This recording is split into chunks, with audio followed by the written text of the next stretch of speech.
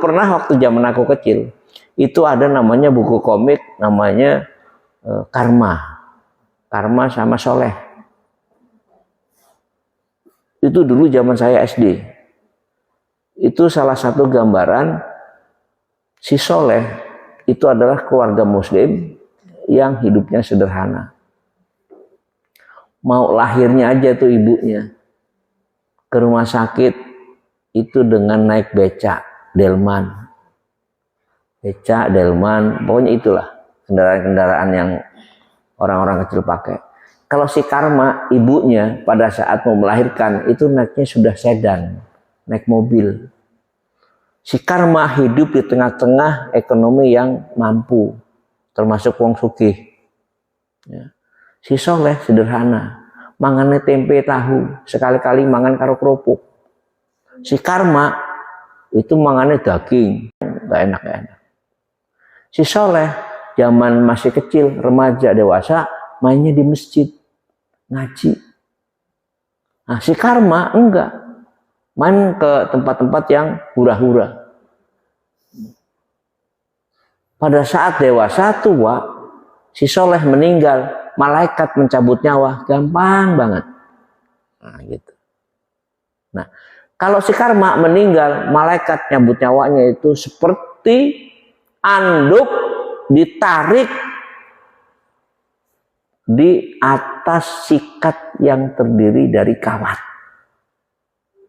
Bisa bayangin, anduk di atas sikat yang ada kawatnya ditarik. Alhamdulillah. Tapi kalau si Soleh nariknya gampang. Begitu diceritakan di akhirat, si Soleh masuk surga, si Karma masuk neraka. Lah pada saat lewat jembatan, nah di sini jembatan Shiratal Mustaqim di komik itu digambarkan yaitu sehelai rambut orang pada jalan. Itu ilustrasinya seperti itu. Ternyata Rasulullah menggambarkan Shiratal Mustaqim dalam sebuah hadisnya sahih. Shiratal Mustaqim adalah suatu jalan lurus menuju Allah Subhanahu wa taala, dan di ujung jalan itu ada yang ngawe-ngawe, ayo cepat, fokus, jangan nengok kanan kiri. Itu gitu digambarkan oleh Rasulullah. Karena jembatan itu digambarkan dalam sebuah hadis, karena firman dan hadis sabda Rasulullah itu selalu memberikan pelajaran kepada hambanya, perumpamaan gitu. Perumpamaan agar manusia paham. Jembatan atau jalan itu, lorong itu, di depan sana ada yang ngawe-ngawe manggil, yang mengingatkan kita lurus, jangan tergoda, itu setan, itu ada manggil begitu. Sementara di kanan kiri jalan itu ada jendela-jendela kata Rasulullah. Dan jendela itu bisa kita buka kalau kita mau. Dan Rasulullah bilang, janganlah sekali-kali engkau membuka jendela itu, kata Rasulullah.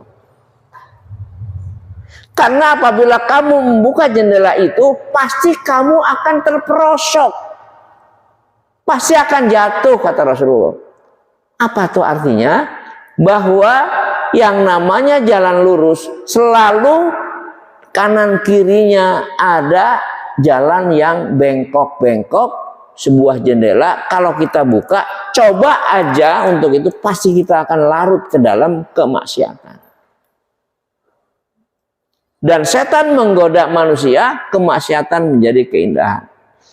Jadi Bu, kalau ada orang dengar ngomong begini, dulu waktu zaman saya masih berapa tahun yang lalu, kalau cerita masalah bayar listrik mahal, ya, ada orang dengan bangganya, saya waktu gede bayarnya kecil, wah seneng, harusnya 200.000, dia cuma kena 50.000. Ternyata apa? Dia bisa mencuri aliran listrik tanpa bisa diketahui. Pernah beberapa tahun yang lalu PLN selalu sweeping kan, memeriksa rumah-rumah yang nyantol tanpa lewat meteran. Caranya ada dengan mematikan NCB di sentralnya, Setelah dimatikan, petugas itu ngontrol setiap kamar. Kalau ada alat listrik, entah lampu, entah radio, entah apa saja yang elektronik, masih ada nyala, dipastikan dia nyuri setrum. Dan ada orang yang bisa nyuri setrum tanpa diketahui, itu bangga. Itu salah satu bukti kemaksiatan sudah ditutupi dengan keindahan. Kenapa? Nyaman. Bisa korupsi tanpa diketahui KPK, itu buat dia nyaman, keindahan. Jadi kita harus peka. Jangan sampai kita dengan keindahan dunia, dengan kemewahan dunia, sementara kita sedang mengumpulkan kayu bakar yang untuk membakar diri kita sendiri. Naudzubillah min dzalik. Di sini godaan manusia. Udah cukup ya, nggak ada yang nanya lagi ya. Jam 9:05 tuh. Yuk kita tutup dengan kita baca kifaratul majelis. Bismillahirrahmanirrahim. Subhanakallahumma wa bihamdika asyhadu alla ilaha illa anta astaghfiruka wa atubu ilaik. Wassalamualaikum warahmatullahi wabarakatuh.